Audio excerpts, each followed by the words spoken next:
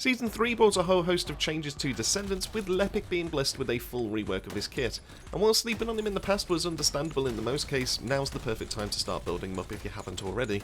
Bossing Lepic is back and better than ever, and Lepic's mobbing capabilities make him ideal for easy Axion farming.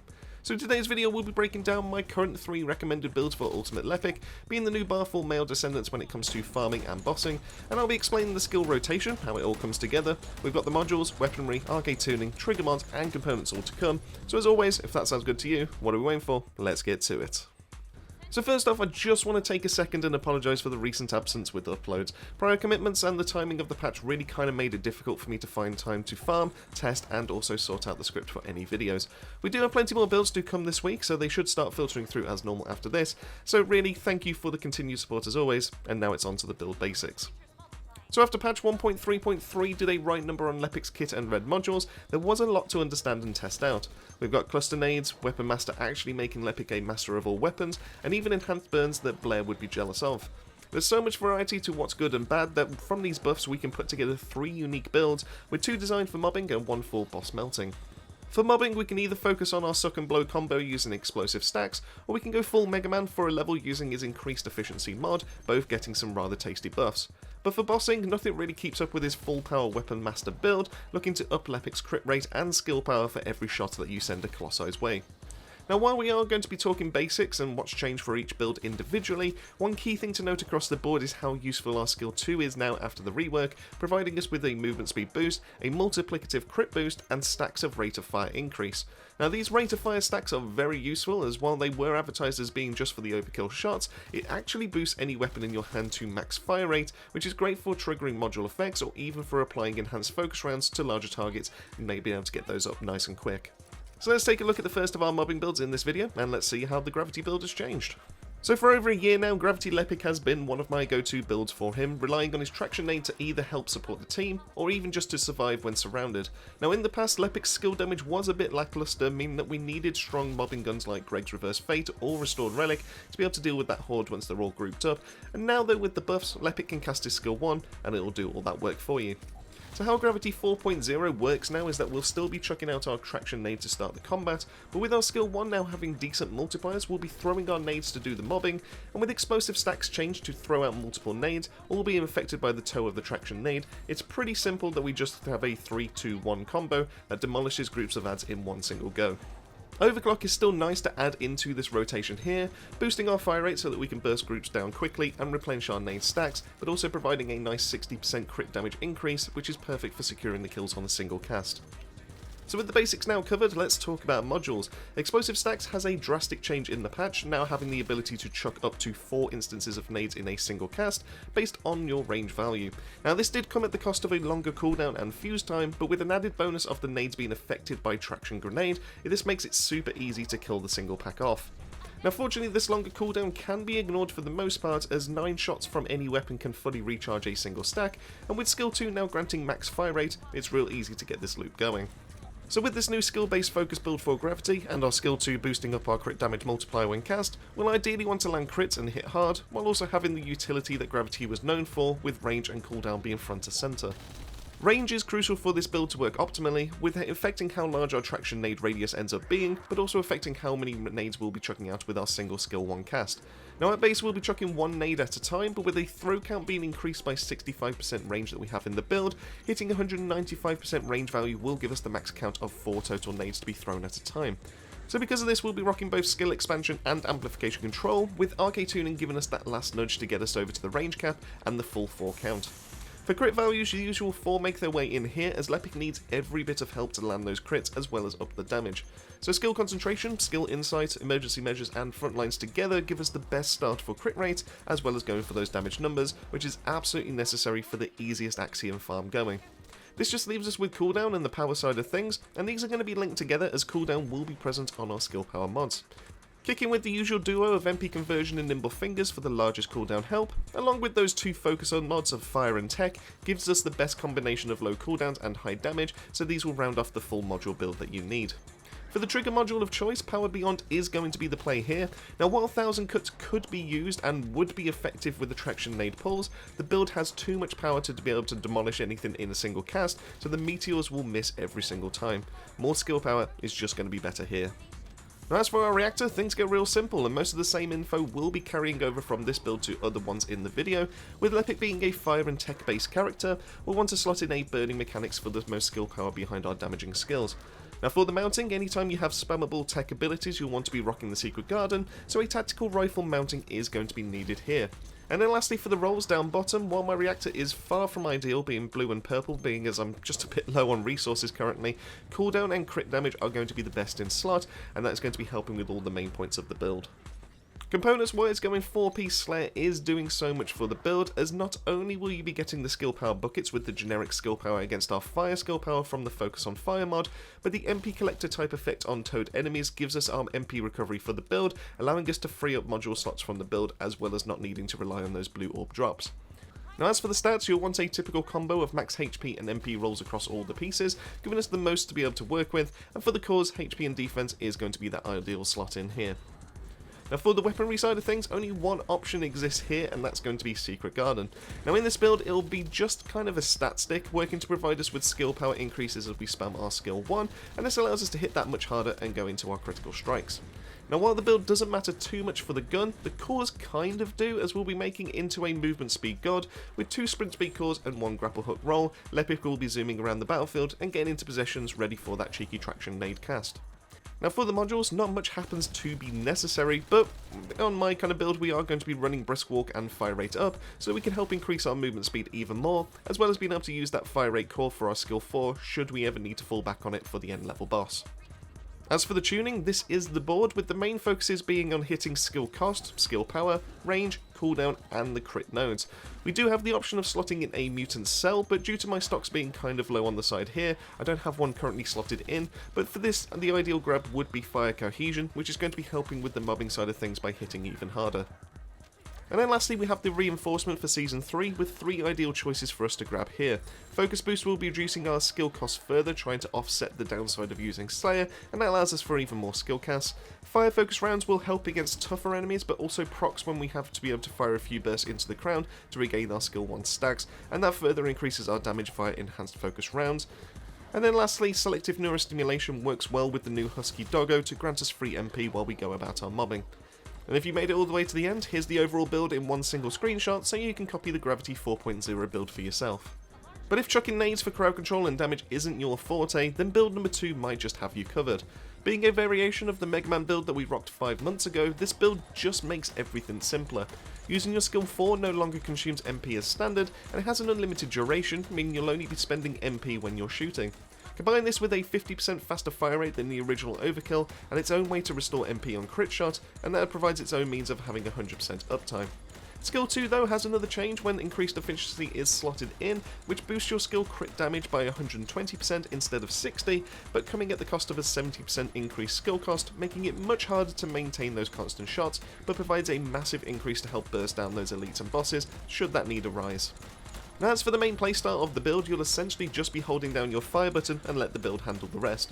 Aiming at the floor is a fantastic way of being able to deal with melee enemies, while ranged enemies can either be sucked in with a traction nade or shot directly for large amounts of damage. Now as our passive hasn't changed here, we still have a get out of jail free card, allowing us to survive deadly damage once every 10 minutes on the off chance that you weren't paying attention, or if you wish to be able to face tank a boss for the kill. Things just couldn't get any simpler than this build. So talking modules, to get this setup we're instantly slotting in that red mod of increased efficiency, a mod that both versions of Lepic can use, unlike the previous build which was Ultimate Lepic specific. Slotting this in gives us all the benefits we've just covered in the basics section, giving us unlimited ball spam that this Megaman build is known for. After this, we'll ideally want to go for more skill power damage and open up some skill power buckets, chuck in that crit package once again to benefit from our strongest skill 2, and then lastly help out with that MP recovery, as we'll be spamming these balls so much we can help with our recovery from all sources and make it much easier to keep that spam going. So kicking things off with the common mods from our last build, the 4-piece crit package once again makes its way in here, with skill concentration, skill insight, emergency measures and frontlines giving us the best platform to work with. Now just like the last, skill rage is kind of critical, but as our skill 4 caps out at 100% increase, so 200% total, we only need skill expansion to help us reach that cap when it's combined with our reinforcement capstones. And it's here where the build differs from the last, as skill cost is going to be huge here. Reducing the cost of each ball fired means that we can sustain ourselves so much longer in fights. Using both strong mentality and maximised conservation provides a massive 50.6% skill cost reduction and stretches our MP out so that we never really have to worry too much about those missed shots.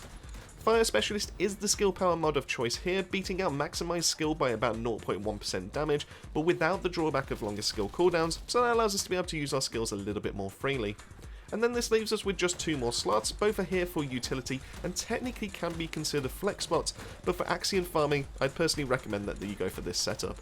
Selective Recovery MP is here to help all sources of MP recovery out and provide us with more back, so this helps with the blue balls on the floor, as well as the doggo and regen effect of our skill 4 to my understanding.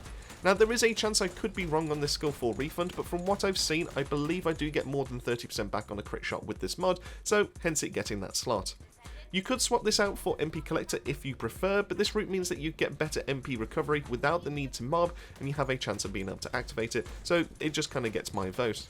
And then lastly, we chucked in a HP mod to keep us alive as we shoot, but if you're more comfortable running lower HP, feel free to swap this to another mod of your choosing, with things like Fire Syncytium being the better shout for even more DPS. Now as for the trigger module, as we won't be spamming any other skill and we're only activating it once we put it into the unique weapon mode, not many mods will going to be helping us here, so we can just go with that fan favourite of Power Beyond once again for even more DPS. For the reactor on this build, a lot of the previous builds still applies here, with burner mechanics being the best reactor type to rock and tactical rifle being the best kind of mounting. Now there is a play for hand cannon to be used here, which works just fine, so if that's what you have then fantastic, but based on the roles that we have generically here, a tactical rifle mounting would see you a little bit better in this case. For the sub-rolls, cooldown won't be helping us out here, as we haven't invested into any cooldown so far, so instead we'll be looking to make our cooldowns more likely, rocking crit rate as well as crit damage. Now as for the components, there is 2 different routes that you could run here.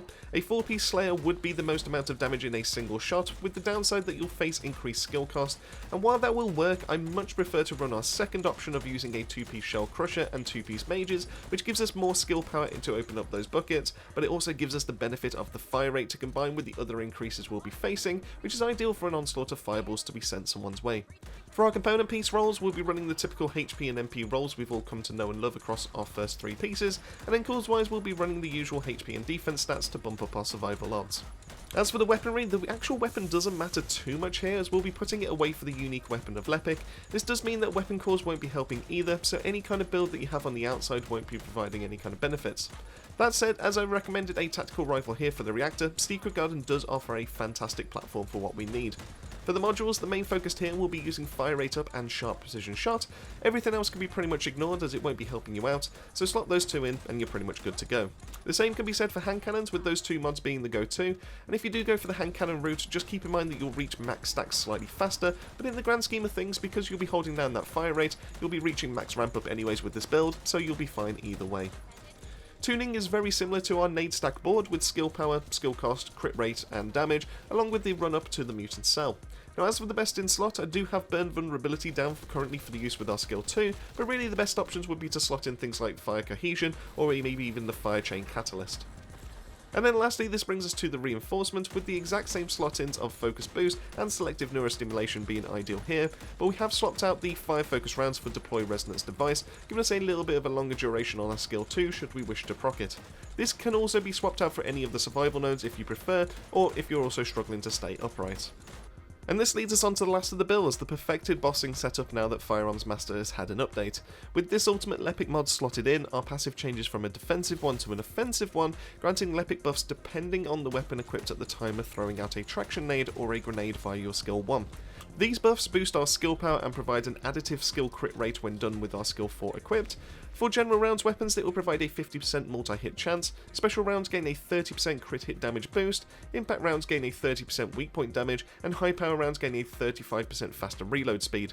It's key to note that all of these boosts, apart from the skill power, are all additive, which is the best type of boost to receive, allowing it to be affected by modules as well as their multiplicative effects. So because of this boost, yes, you could use Lepic with his skill 2 to max out fire rates on guns, and also use the Firearm Master boost for the relevant gun type to deal massive damage in a short window, but for this build we'll be focusing on our skill 4. Now due to the crit rate boost and the setup that we'll be covering, this will put us at a 93.175% crit rate, making this insanely consistent for hitting those higher crit damage numbers. So let's talk the skill rotation here, as it's criminally easy to miss that boost and wonder why it's not working. As we'll be running a mod called Hyperfocus in the build for the highest crit damage possible, we'll want to start the fight by shooting our gun until we land a critical shot. Once we land that shot and gain the crit boost effect off Hyperfocus, we can activate our skill 4 and roll. This will then cancel the animation.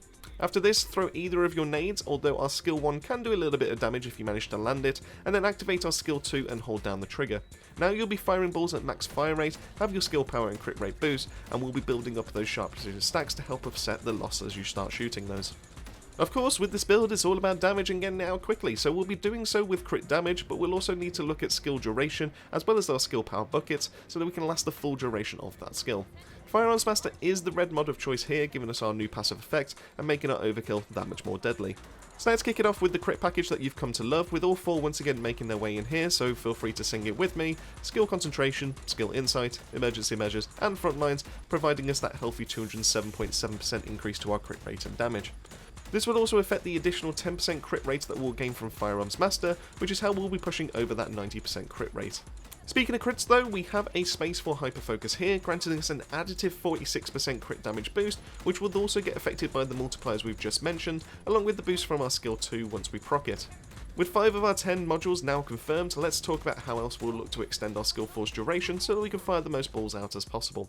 2 of our slots will be going to duration increases, with skill extension and maximised duration making the cut, boosting our durations by 76.5%. This helps to keep our skill 4 out, going from an 8 second base to a 14.5 second duration, allowing for plenty more fireballs to be shot out. Of course, duration isn't the only factor affecting how many balls are shot, as we will be chewing through MP each shot that we fire. So because of this, reducing that skill cost will be huge, so we'll be slotting in maximised conservation to reduce this as much as possible for one single mod. And then this just leaves us with our last 2 mods of choice.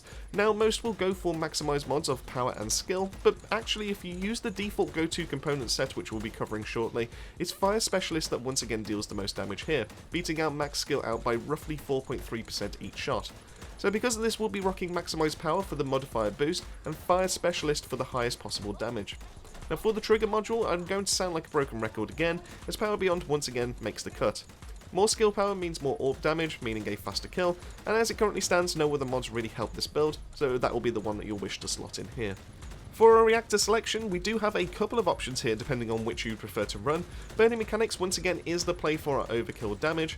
Mounting wise can either be a tactical rifle or hand cannon similar to the last build, with hand cannon being marginally better here due to how sharp precision shot behaves and stacks up slightly faster than the tac rifle's version. Now for the sub-rolls, this is where you have 2 options. For the consistency route, skill crit rate and damage like we used for the last build will get you that 93.1% crit rate as well as the high crit damage mult. This will be more than enough to handle any kind of hard mode Colossi and any of the roaming ones around Axion. Now the alternative, although slightly riskier route as it will mean less crit rate, would be crit damage and skill attack to Colossi, resulting in more damage than the first choice when landing the crit, but it will cause you to miss those crits more often. Both are fantastic slot-ins, so feel free to be able to go with either depending on what you prefer. Now components wise, there really is only one choice here, and that's to max out our skill power and run a 4-piece Slayer set. Doing so will open up our skill power buckets, making our Fire Specialist do more skill damage than maximised skill, but it also nets us the most damage overall. Now for our rolls, the same old HP and MP rolls make their way in here, with the max MP roll being crucial to get the most shots out. Cause wise, HP and defense is nice here, but ultimately won't make too much of a difference, as we'll be looking to end that fight before it lasts long enough for us to be able to take some damage and fall down. Now for our weaponry, just like the last build, the weapon doesn't really matter too much as long as we secure that critical shot, so the Zestra's Devotion for hand cannons and Secret Garden for tactical rifles are both fantastic options for this, both sporting high base crit rates, which can benefit further from modules and weapon cores. With that covered, the only modules outside of crit rate boost that we'll need to be slotting in are going to be Fire Rate Up and Sharp Precision Shot, which is going to be helping make our overkill launcher fire more balls out within the duration. Now for the arcade tuning, we will be making some slight edits, most notably for the Colossus attack nodes, just in case you do choose to go that route for your reactor. We'll also look to add in a little bit of duration boost with 2 points, and then lastly our mutant cell pick here will be Arche Overheat Shield. This does require you to stay above 50% shield, but doing so will reward you with a further 42.8% critical damage boost, which is ready to bump hyperfocus that much more. Now, as most Colossus tend to have a few seconds of setup at the start of each fight, usually you can fire this off without worry and put them into their knockdown state, extending the duration that you can use this for and get yourself that max damage.